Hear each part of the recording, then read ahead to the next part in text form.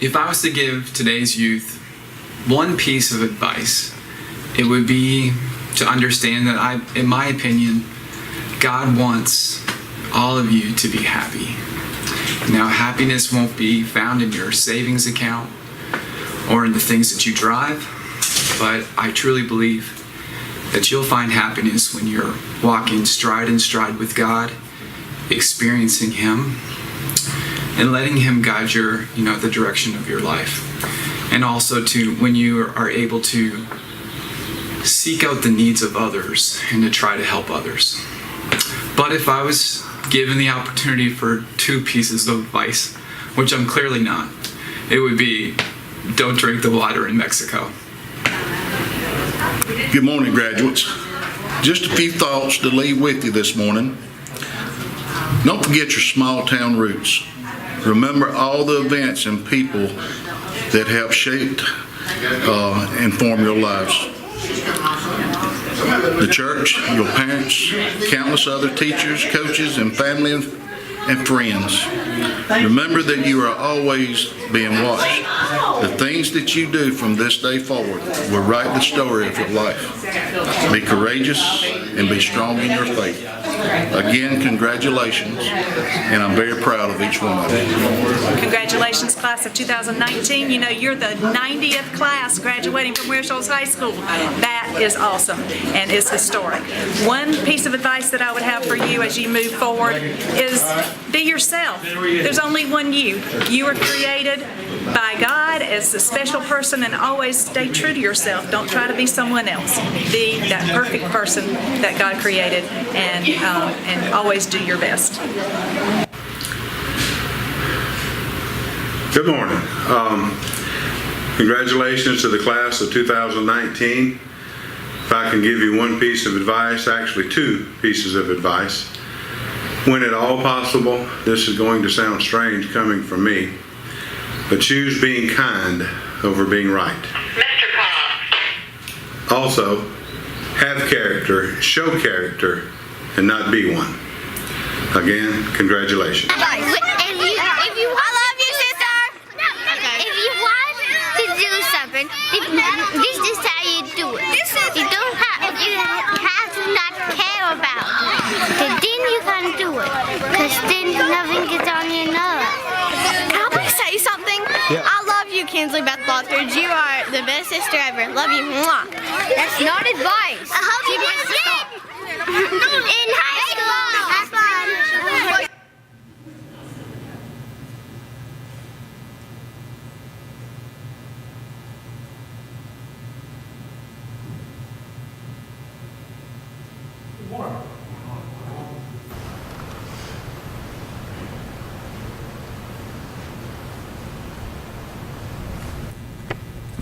So, if I've done one sermon more than any other, it's graduation. So it's about 12 years running now. So it's kind of hard to think of new, fresh things to say. This is probably the one sermon I do every single year. So I needed a little bit of inspiration. So I went to the high school and I found all the faculty, and I made that little video. And I said, if you could give the graduates one piece of advice, what would it be? So that's the advice they gave. And I just happened to be a field day one day, and little kids, they saw the video camera and they wanted to give some advice too, so that was their advice. One little guy really loves his sister. I try to see the advice in anything. So what I got out of that was, love your sister, love the people closest to you, right? That was his advice. So as I thought about today and all the things that I've put in other graduation services, I think sometimes I make it a little too complicated. Some people say you put God first, but I don't think they really explain what that actually means, right? I think sometimes we leave and we think, what did that really mean today? Like, I'm home now, I'm sitting at home, what does that mean? Put God first in this exact situation. So I want to try to put things in a different perspective and kind of get more back to what the basics of life are. If there were ever a thing I think we forget more than any, is sometimes the basics, because we just live hectic lives and we forget what's really important. I heard a guy on TV the other day say he used to have a job where he traveled a lot, and he stopped traveling because he was missing his kids' lives.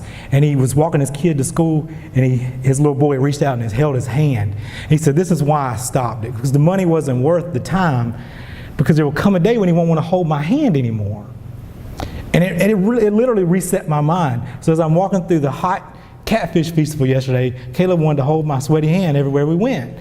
So I held his hand, you know. But days prior to that, you know, stop, go, you know. It reset my mind. It reminded me to get back to the basics of what's important. So this sermon today is just that, reminding us what's really important and where we're really going and who we're going to be along that path. So our culture kind of teaches us that it's about us. I heard a guy from Europe say one time that when he first visited our country, someone asked him, "Well, what's your story?" And he said he was actually offended by that comment because he says, in Europe, we don't see our lives the way you do in America. We don't see everything from our own perspective. We're not the star of the show. We're just very different. But we don't see things that way. We think our food is so important that we should take a picture and share it for everyone to see. We think that everything we do is so important that everybody else needs to be involved in it, so they need to see it too. Our whole world, it revolves around making us feel like we're special. And we are, but we need to make sure we don't get selfish, if that makes sense. Our world says, you know, buy this, you need that, make sure you have it. And we've all gotten caught up in that before. But what that breeds inside of us is discouragement, resentment, fear, anxiety. We're not happy with our lives, with the things we have, with the people around us.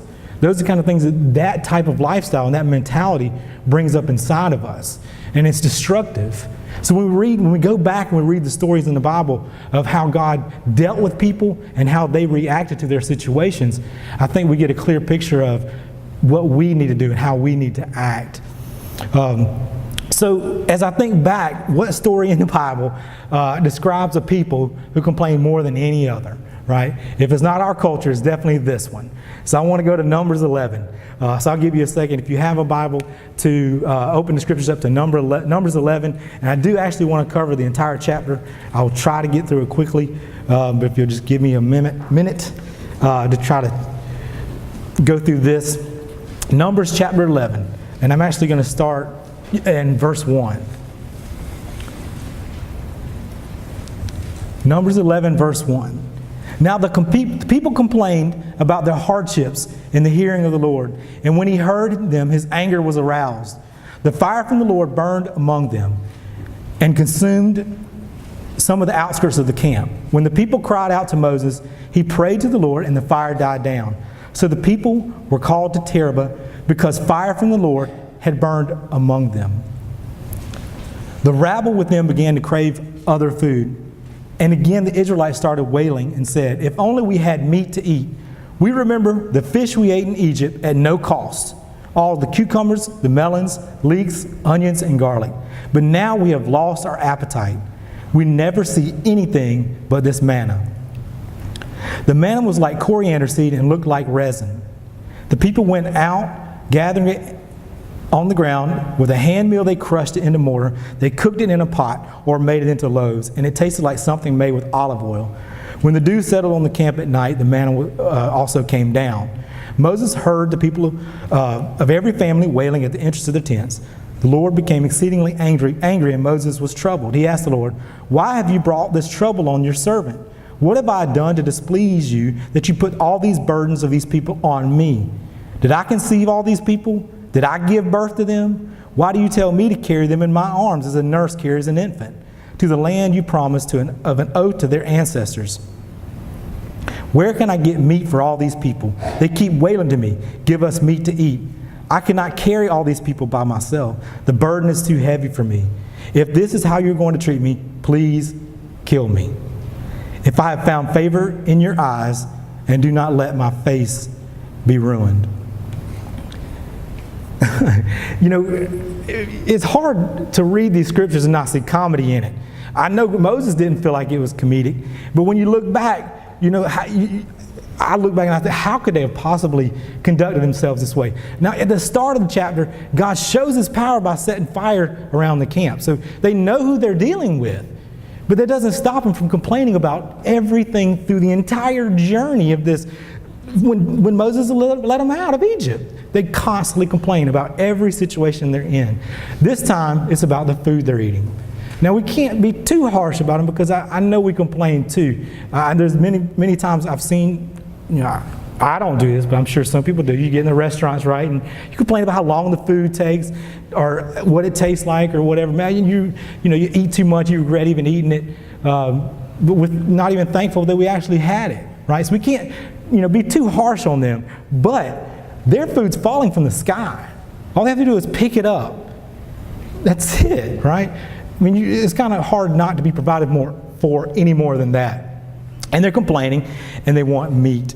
They want, it describes in verse 4 the rabble. My commentary said that was non-Hebrews. So they put it all on Moses. Moses is their guide. He's their leader. Moses, we don't like it. We want something else to eat. So Moses, feeling the burden, goes to God and he says, why am I carrying these infants? Why do I have to do this? Why is this burden so heavy on me? Why am I the one that has to listen to this nonsense all day long, right? Can we relate to that at all? I mean, if you've had children, you've heard some complaining. So much so that he says, just kill me. Like, it is that bad. I'm so tired of hearing him, I'd rather just die. Please just kill me. But you know what? What I get from this story is they forgot something fundamental. Their needs outweighed their wants. What they needed, they got, because God says he always meets your needs. But sometimes our wants and our desires take life in us, so much so that we have to have it so much that when we get it, we regret we even had it, because we realize it wasn't what we actually needed in the first place. I did this one time in my life. I was a teenager, and I wrecked my car. I totaled it. And when you're a teenager, once you get a car, you can't go back. You can't not have a car. That's your freedom. How else are you going to get out of the house? So I saved up as much money as I could, and my mom took me around to look at old cars because, I wasn't going to buy anything new. And she was showing me reliable, sensible cars, right? That's what I needed at the time. That's not what I wanted. What I wanted was something cool, because I was a teenager and other teenagers were going to see me driving in it. So I bought what car I wanted to buy. On the way home, the car broke down. I had to walk home the day I bought it. The car was so bad, every red light I had to put it in park and rev the engine to keep it from cutting off. I carried cardboard in the back of the trunk so I didn't stain people's driveways. So everywhere I'd go, I'd have to put the cardboard underneath so the transmission fluid wouldn't stain everybody's driveway. And I kept a big case of transmission fluids. I'd pour it in there every day. I mean, it was terrible. My mom tried to talk me out of it. She told me that wasn't the right car. But what I wanted mattered. And I learned the hard way that sometimes our wants and our needs are two entirely different things. What I needed was something reliable. Sometimes it doesn't always come out that way. Sometimes we don't get instant lessons out of life, but we tend to get a lesson nevertheless. In verse 16, the Lord said to Moses, "Bring me 70 of Israel's elders who are known to you as leaders and officials among the people. Have them come to the tent of meeting, that they will stand there with you. I will come down and speak to you there, and I will take some of the power from you and distribute it between them. They will share the burden of the people with you, so that you will not carry this burden alone. Tell the people, consecrate yourselves in preparation for tomorrow, when you will eat meat. The Lord heard you when you wailed. If only we had meat, we were better off in Egypt. Now the Lord will give you meat, and you will eat it. You will not eat it for 1 day, 2 days, 5 days, 10 days, or even 20 days, but for a whole month, until it comes out of your nostrils, and you will loathe it, because you have rejected the Lord, who is among you, and have wailed before him, saying, why did we ever leave Egypt?" They got what they wanted. See, now, what I see is this: God is still a provider. He still has unlimited resources. He can still give you what you want. What you want isn't always what you need. And he said, I will give it to you, so much so that you will hate meat and you will never want it again. I'll give you your fill of it. I'll show you the appreciation of what you had. Now, this may seem harsh, but sometimes as a parent we do the same thing, right? We have to teach somehow, right? We have to direct somehow, and they're acting like children. Sometimes it's a lot worse to get what we really desire. But Moses said, here I am among 600,000 men on foot, and you say, I will give them meat to eat for a whole month. Would they have enough if the flocks and herds were slaughtered for them? Would they have enough if all the fish in the sea were caught for them? There's 600,000 men. The Lord answered Moses, is the Lord's arm too short? Now will you see whether or not what I say will come true for you. So we get two stories. First, he meets Moses' need. First, he says, I'll meet your need first. You're telling me it's too hard on you. So I'll distribute the load. I'll give them the power too. They will be in this with you, right? Because he forgot who he's really serving was God in the first place, and that God can meet any need, right? All he had to do was ask. So that was the first thing he gave him. The second thing he said was, I'll give them exactly what they want. And Moses responded to him, there's not enough meat to feed all these people. Even if you got all the fish out of the sea, you couldn't feed them all. Do we act like that? Do we act like that sometimes? Do we forget who God really is when we tell everybody what we can't do or what God can't do? Well, this will never happen. Well, God's speaking overwhelmingly. Is the Lord's arm too short? Do you not serve a God of unlimited resources? The very earth you're standing on, He created. He's reminding Moses of who He is. He's reminding us today of who He is. He's limitless. He's giving a lesson. Sometimes you hear people say, have an attitude of gratitude. You ever heard that saying before? And it's great to have an attitude of gratitude. That's where it starts, but it should graduate to something more, to the practice of gratitude. You should practice, you should say thank you, not just think about it. Not just say that was a great thing, but actually tell that person you appreciated what they did. I heard a speech one time and the guy said, I suggest every night you put your slippers as far underneath your bed as you can, every single night. So every morning it forces you to have to dig those slippers out and get on your knees. And while you're on your knees, you're reminded to thank God for the day you just got. Can you imagine how your attitude would change if we were actually grateful for everything? What's the one day of year we're supposed to be thankful? Thanksgiving, right? How thankful are we when we bring in the sale papers for Black Friday? I'm thankful for all this stuff. But let me circle all this stuff I'm going to get tomorrow. Actually, by 6 o'clock, I'm not even going to wait till the day's over. And I'm going to stand in line and fight everybody for a TV I don't need.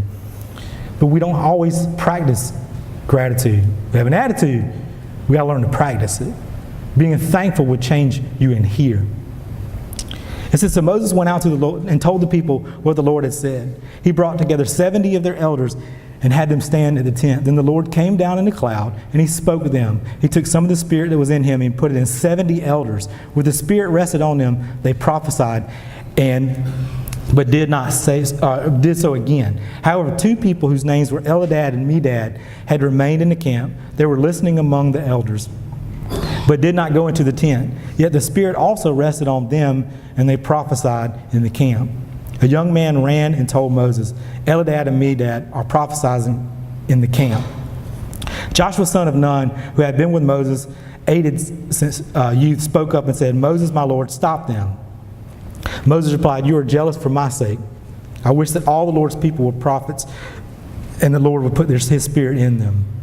Then Moses and the elders of Israel returned to the camp. Now a wind went out from the Lord and drove the quail from the sea. It scattered them up in two cubits all around the camp, as far as a day's walk in any direction. All that day and night, the next day the people went out and gathered quail. No one gathered less than 10 homers. Then they spread them out all around the camp, while the meat was still between their teeth before it could be consumed. The anger of the Lord burned against the people, and He struck them with a severe plague. Therefore the place was named Kibroth Hattaavah, because they buried the people who craved their food.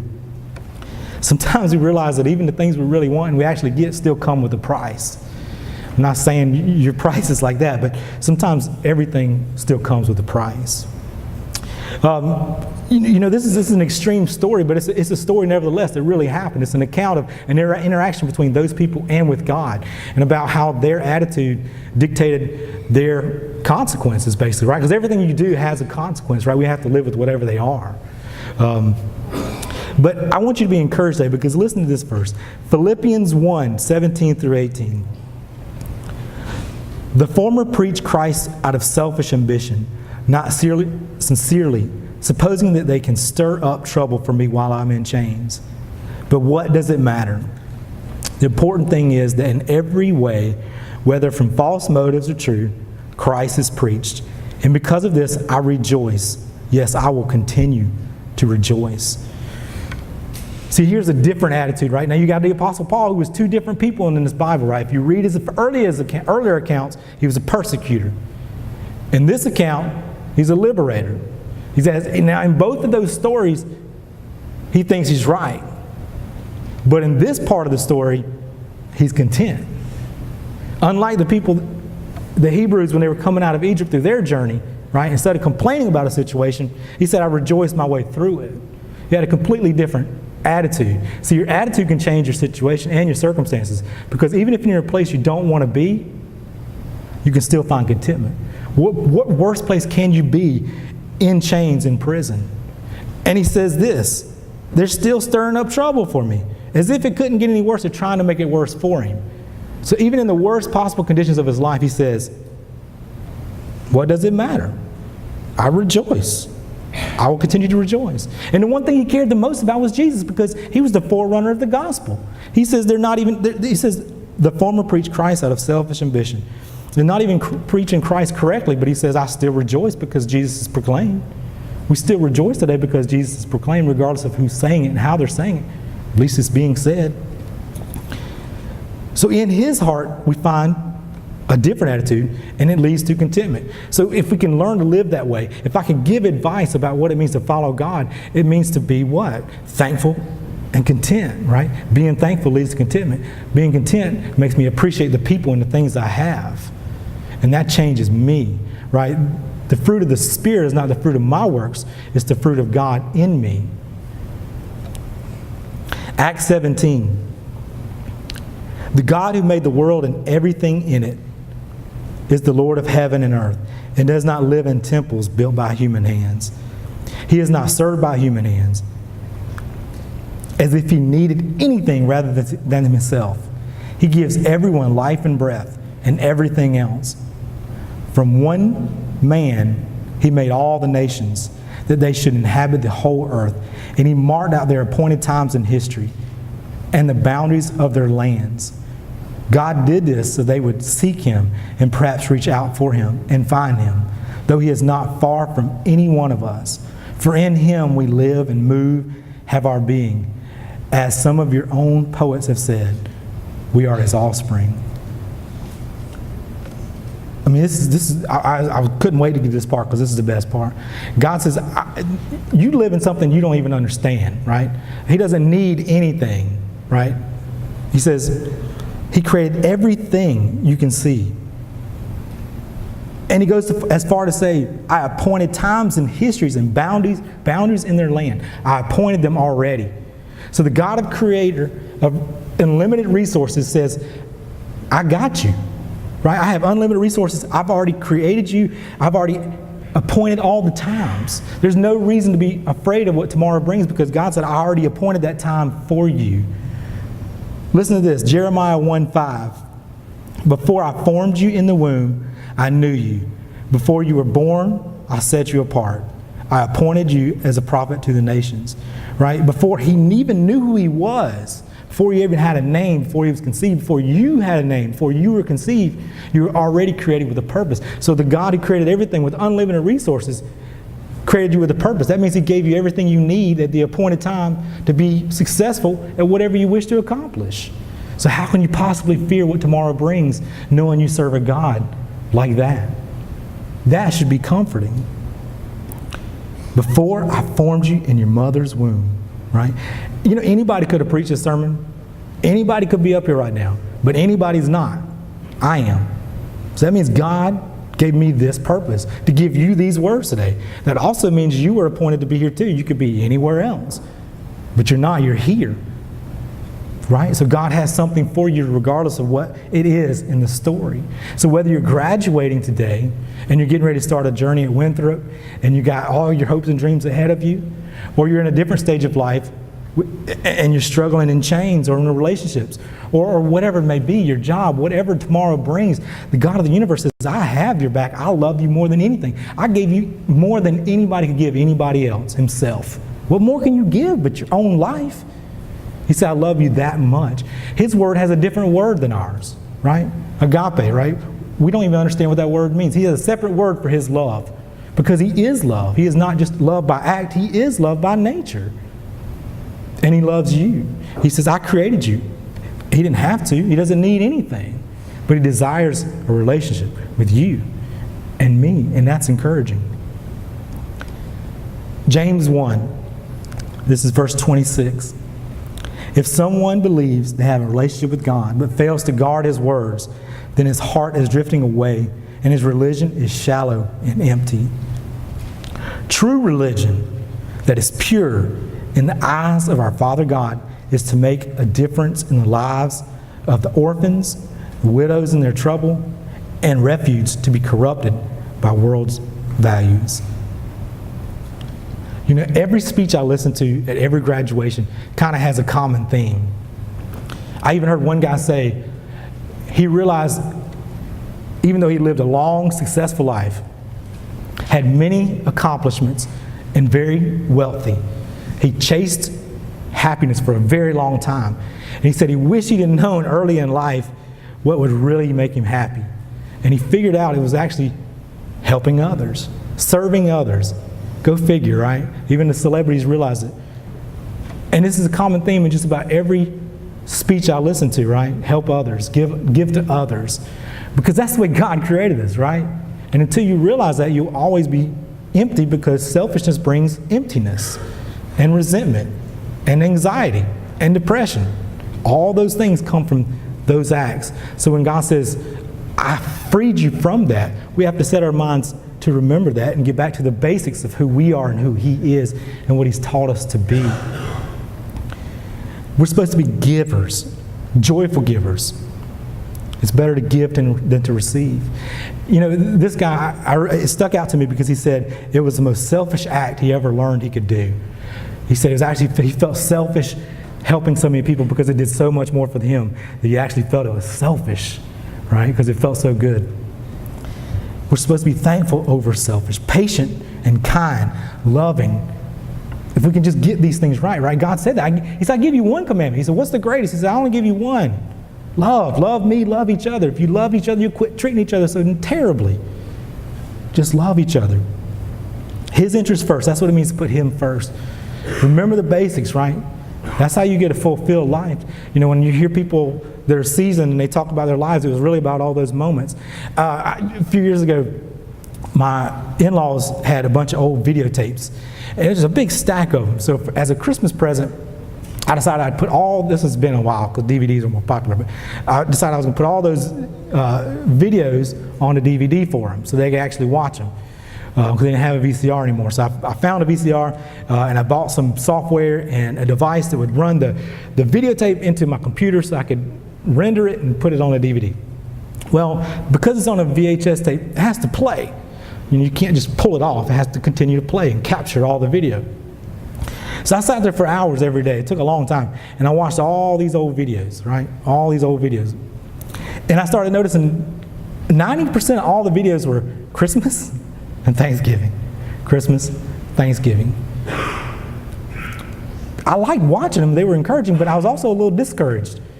Because why do we only live for those? Were those the only moments in your life that it was important enough to bring out the video camera? Thanksgiving and Christmas, those are the only moments in your life you wanted to capture. But don't we live that way? How many of us say, I'm going to save up, I can't wait till that vacation or that day. That's what I'm living for. And we miss all the moments in between, right? We forget about all those moments that add up, all those missed opportunities, right? If we're being a good steward of everything, we'd be a good steward of what God gave us, and that's our own lives. right? It is a blessing to live and breathe every day and be a good steward of that and live it, right? That's the best advice I could give you. Put His interests first. That's what it really means today. Mason, you're our lone graduate today. I know you well. These services are always difficult. I got a feeling next year is going to be really difficult. As I've watched so many kids graduate and move on, it used to depress me more than it does now because I used to think it was final, right? They're gone. And now I realize I still get a relationship with them. It just looks different. I want you to know that you're surrounded by people who care about you, who want you to succeed, who will be praying for you, and will be thinking of you often. We'll remember you up here playing that guitar. I love you, and I'll be praying for you. No matter where we go, I'll always be there for you. God bless you.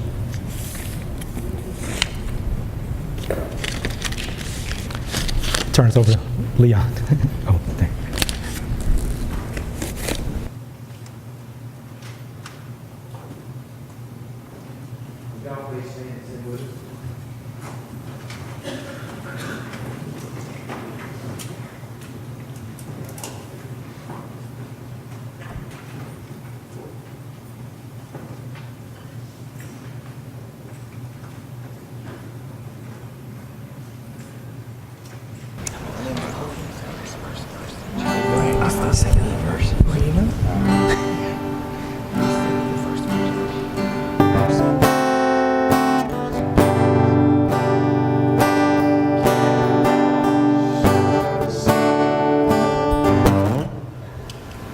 Hello? Okay. Second try. No? That's me. Hello? Yeah, there you go. Yeah.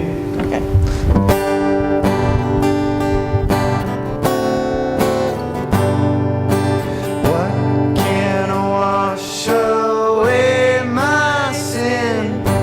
Nothing but the blood of Jesus. What can make me whole again? Nothing but the blood of Jesus.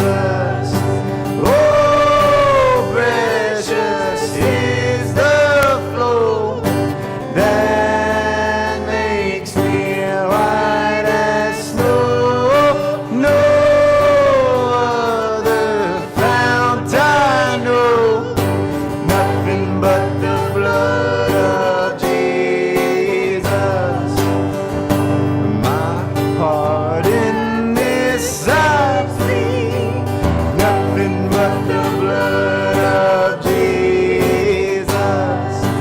For my cleansing this I plead. Nothing but the blood of Jesus.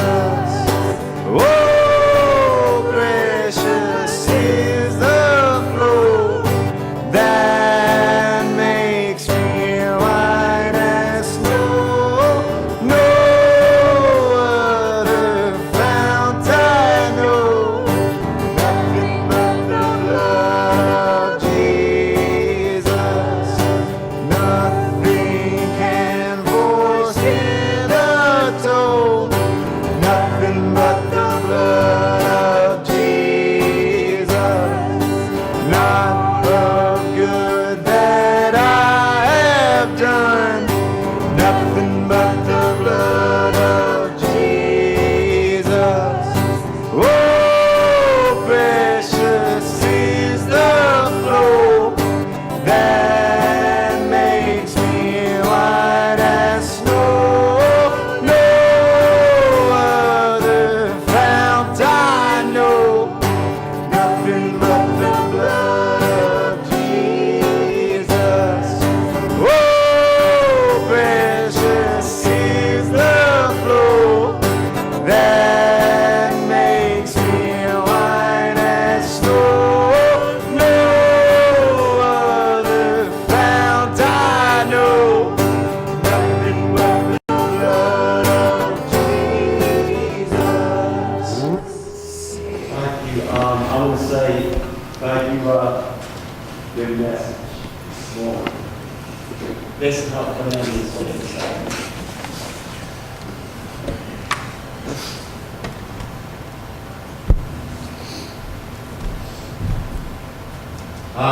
Mason has ties with our church that go back 2 years.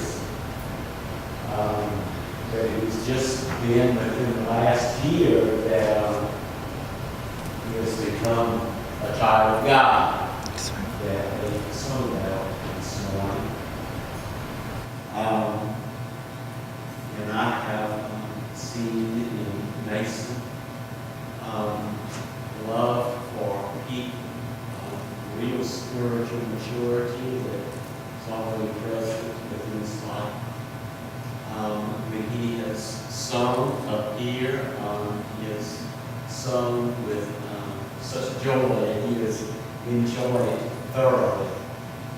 The songs that Mason and Paul and Madison have sung through the year, through this past year. I didn't know any of those songs, did you, Mason? I mean, the hymns that we sing, plus the songs that Paul was introducing to us, he was introducing them to Mason at the same time. And yet, he just entered into all of that with such a wonderful spirit. We'll say thank you, Paul, for taking Mason under your wing and helping him, and I know you have been an awful lot to him. He is going to be going to Winthrop, going to be beginning when? I'm in a summer program, so that will be June 17th. June 17th. Okay. All right, so you're going to be here a few more Sundays with this.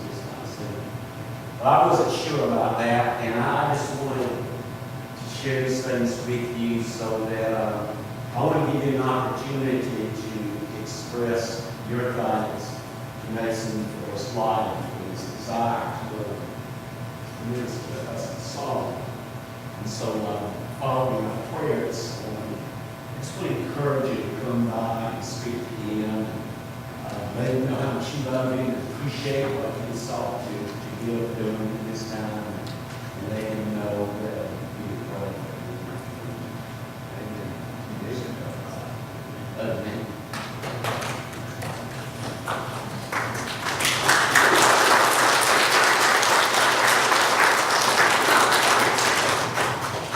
Baccalaureate service for the graduate class of 2019 will be here tonight. Beginning at 6 o'clock. You're certainly all welcome. The message that Herbie brought this morning, it certainly was a message that was just for graduates or you. That was a message for all of us. And tonight, yes, baccalaureate for high school class, but the message that we hear is certainly applicable to all of our lives. So when you come this evening to hear God's word, the worship that will take place, I believe it will be minister to you. I'm going to lead us in a word of prayer, and then you come by and speak to this fellow. I think you ought to come down and stay with me because I reckon I can stay both for you to do it. Nathan's grandparents are here this morning. They come, shout out their love for him. I know he means a lot to you, and you mean an awful lot to you. Let's pray together. Father, we thank you for all your blessings upon our lives. We thank you for the way that you work within our hearts. We're thankful for the way that you work within Mason's heart just within the past year, Lord, to move from that point when he was referring to himself as an agnostic or an atheist, and now refers to himself as a child of God, and he's your spirit living within you. So we thank you for what you've done for him. And Father, we pray on your hand be upon him as healing, keep leading, and in 2 weeks now, you go to the college, and we pray that you would use him later. That the Christian spirit that lives within him would be seen by others as there. God, that you would just just help him to continue to grow in his Christian life, and God and his ability to lead people in worship of you. Thank you for each one here today, for the purpose that you have for our lives to help us to seek after you, to be grateful for all that you give us, to be content with what you brought us thus far. And God, begin to complete the will that you have for us. We love you. We pray in Jesus' name. Amen. Speaking in souls.